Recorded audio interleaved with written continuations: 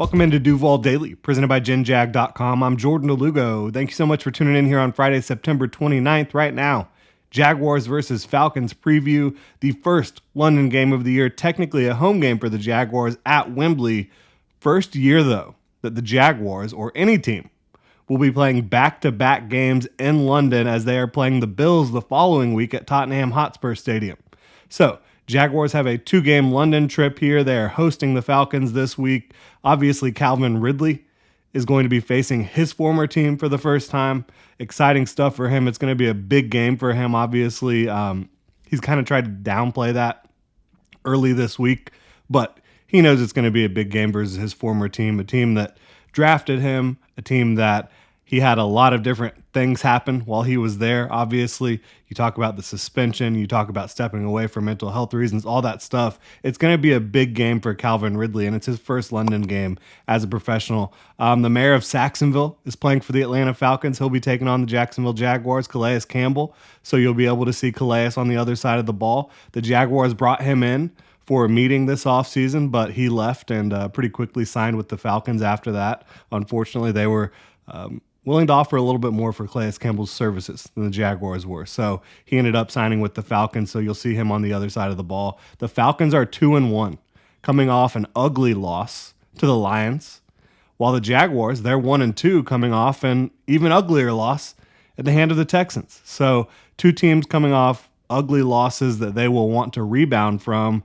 Both teams played closer than the final scores would indicate in those two ball games, but final score was the final score, and it was not pretty for either of them. Year 3 for Arthur Smith in Atlanta. Desmond Ridder, his first year as the full-time starter.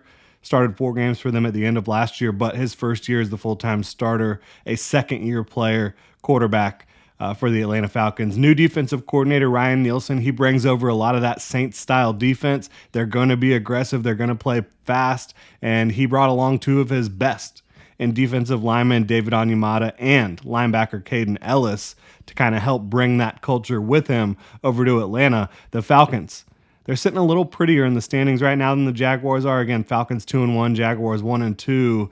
But the Jags, they're trying to avoid a 3-game losing streak. Would not be a good way to start this 2023 campaign, obviously, for a team that is expected to win their division, expected to host a home playoff game in 2023. So looking at this matchup, Jaguars offense versus Falcons defense. The Falcons defense has talent at all 3 levels.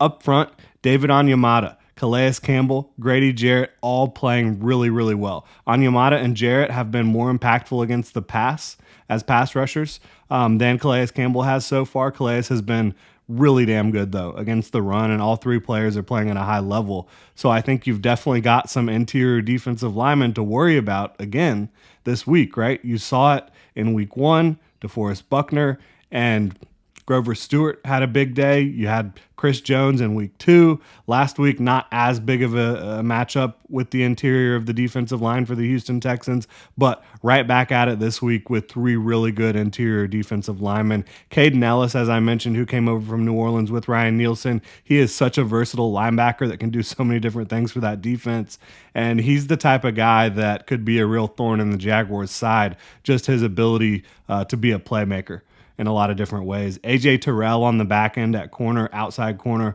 He's one of the best in the league. D. Alford and Mike Hughes are both playing pretty good so far at corner as well. And obviously they brought over Jesse Bates, who has maybe been the best safety in football through 3 weeks. He's been one of the best safeties in the league for years with the Cincinnati Bengals. They bring him over in free agency, and he has just been able to continue that right on in Atlanta for them. So they've got a really nice defense. They will blitz. They're about middle of the road in blitz percentage, so not a super blitz-heavy team, but they're not averse to it at all. And so far, when they have been blitzing, it's primarily been in man coverage looks a little bit more than zone. They like to run man coverage in general on the back end more than zone. They're a man coverage-heavy team, but they have a really tough run defense, right? I think you have to run the ball to keep them honest, but if you're going to win this game, I think it's going to have to be through the air. I don't think you're just going to win this game going away with a ground and pound strategy, and that's not really what Doug Peterson's strategy generally is anyways, so I don't think that's too much of a big deal. But what makes this tough is the guys in the pass game, like A.J. Terrell and Jesse Bates on the back end. Jeff Okudah, if he can play more this week. He got his first reps of the season last week after being traded from the Detroit Lions to the Falcons this offseason. Had a little bit of an injury setback that he had to deal with, but he's starting to ramp himself back up. As I mentioned, David Onyemata and Grady Jarrett as interior rushers have been really, really good for the Atlanta Falcons. It's going to be a tough task to consistently pass the ball well, especially when you talk about the Jaguars, who have been inconsistent with some of the most important parts of the passing game. You know, catching the football, protecting the quarterback. It'll be an interesting matchup on that side of the ball, no doubt. But guess what? You do have ballers on the offensive side of the ball to get the ball out too quickly. Absolutely you do. You have Calvin Ridley. You have Christian Kirk. You have Evan Ingram, Travis Etienne. You have guys that you can get the ball to quickly, and you've got Doug Peterson and Press Taylor who can dial it up. You just got to play within yourself. You know, everyone on the Jaguars offense, if they just play their game, they should be just fine and be able to put up points in this one. This is not the best defense on the planet, but it is a pretty good defense that they're going to be going up against. They are going to be without starting linebacker Troy Anderson, so you maybe look to test that spot a bit, but Nate Landman, his replacement, when he's had to enter the game so far this year, he's balled out. So we'll see how that plays out. If the Jaguars do try to attack him, how does he perform? We'll see how it goes. I think that their defensive front presents a challenge, but there are areas you can go to attack as a passing offense in this coverage. I think that A.J. Terrell and Jesse Bates are fantastic on the back end. Outside of that, though, I think there's some guys that you can potentially target. Again, they play a lot of man coverage. I think you'll be able to dial some things up against that. I say you use tempo early. You get Trevor on the move early. Try to get a little rhythm going. This is a talented defense, but you have a damn talented offense, and I think that the Jaguars should be able to, if they just play their game, have a good offensive day overall. Looking at the Jaguars defense versus the Falcons offense, the primary goal here is to slow down Bijan Robinson and Tyler Algier. There's no doubt about it. The Falcons, they are a run-first team. They have a really good run-blocking offensive line.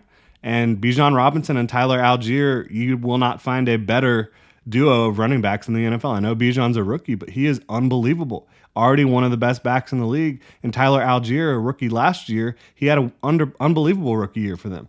They've got the guys in the backfield to get the job done, and Cordero Patterson may or may not return in this one. We'll see how that goes. But look, the Falcons last week against the Lions, they tried to come out passing early in that game for some reason, did not go well. I don't really know what their best course of action is, to be quite honest. If I was them, I'd be trying to test the will and toughness of the Jaguars defense with Bijan early and often. But the Jaguars defense has been really good against the run. They've been stout up front with their defensive line and the linebackers, and safeties and corners are doing a pretty good job against the run too. Have they played Bijan Robinson? No, absolutely not. They certainly have not. But they have showed that they can stop the run against really good rushing attacks over the last couple years. You've seen them shut down Jonathan Taylor last year. You've seen them do well against Derrick Henry. You've seen them have good games against good running backs. But Bijan Robinson is an entirely different animal. This running game is an entirely different animal. The different ways that they will get the ball into the hands of their runners. It'll be a challenge, and it'll be a challenge for Chad Muma. Devin Lloyd going to be missing both London games with a thumb injury he had to have surgery on. This is going to be a tough game for Chad Muma to come out and prove himself. He's a guy that was drafted in the third round by the Jaguars last year. He's going to eventually want to be a starter in this league, whether it's in Jacksonville or elsewhere. This is going to be a big opportunity for him to showcase his skill set, and he's going to be tasked, again, with taking on Bijan Robinson and Tyler Algier. And you just pray for him that he's not the guy in coverage where Ritter finally finds Pitts or Bijan Robinson on a big play down the field or something like that. But Chad Muma, it's going to be a big challenge for him and a big opportunity for him this week. He's talented. He's hardworking. Is he ready? We're going to find out. Against their passing attack, I think that you look at Drake London, Kyle Pitts. They are all world talents at their positions. You've also got some nice complementary pieces, Mac Hollins, Scotty Miller, etc.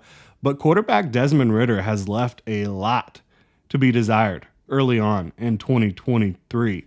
They run a lot of play action, which has done some damage to the Jaguars. The Jaguars, they love to pass blitz, especially in zone coverage.